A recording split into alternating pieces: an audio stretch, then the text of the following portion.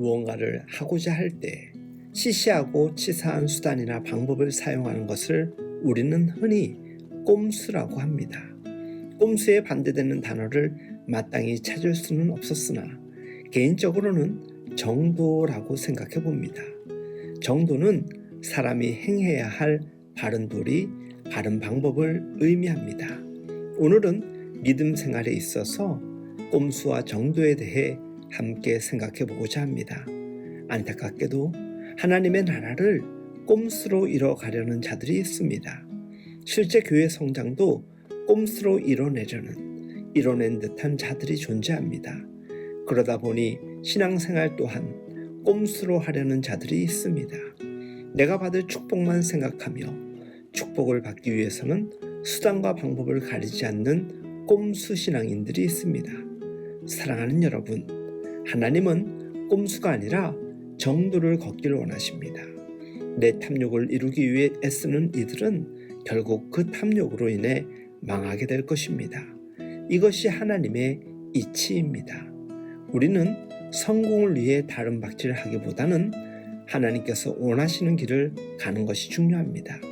인간은 자칫하면 탐욕에 깊이 젖어들 수 있는 존재입니다. 그래서 하나님의 말씀으로 무장하지 않으면, 성령께서 나 자신을 이끌도록 온전히 내어드리지 않으면 자기의 탐욕으로 인해 자기의 인생을 온갖 악행으로 물들일 수 있습니다. 다윗은 어떤 상황에서도 우직하게 하나님의 방식을 따르는 사람이었습니다. 다윗의 이러한 태도는 하나님의 주권에 대한 분명한 믿음이 있기 때문이었습니다.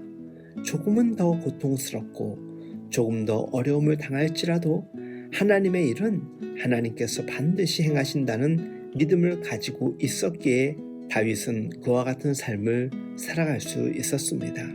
다윗은 하나님의 방식대로 하나님께서 행하시도록 믿음으로 기다릴 줄 아는 사람이었습니다.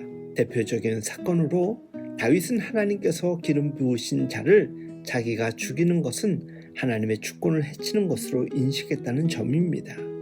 그것이 다윗의 태도였고 믿음이었습니다. 언제나 꼼수가 아니라 정도를 걸어간 것이었습니다. 하나님은 우리가 꼼수를 부려 성공하길 원하지 않으십니다. 하나님은 우리가 꼼수를 부려 이득을 얻게 되길 원하시지 않습니다. 하나님은 우리가 꼼수를 부려 교회를 성장시키길 원하시지 않습니다. 하나님은 우리가 꼼수를 부려 가정을 부하게 만들길 원하시지 않습니다. 세상은 온갖 꼼수로 성공을 꿈꿉니다. 하나님께서 주신 마음이 아니라 계산적이고 이기적인 태도로 수단과 방법을 가리지 않고 성공을 얻으려고 합니다. 그렇게 성공하는 것은 진정한 성공이 아닙니다. 믿음은 빠르게 가는 것이 아닙니다. 하나님의 나라는 꼼수로 이루어지는 것이 절대 아닙니다. 그리스도인에게 꼼수가 아닌 정도는 하나님만을 바라보면서 하나님께서 원하시는 방법에 따라 하나님의 때에 하나님의 일이 성취되도록 때로는 인내하고 때로는 절제하며 하늘의 능력 안에서 살아가는 것입니다. 주 안에서 사랑하는 여러분, 우리 모두 세상적 꼼수가 아닌 신앙의 정도로 살아갈 수 있길 예수님의 이름으로 축복하며 응원합니다.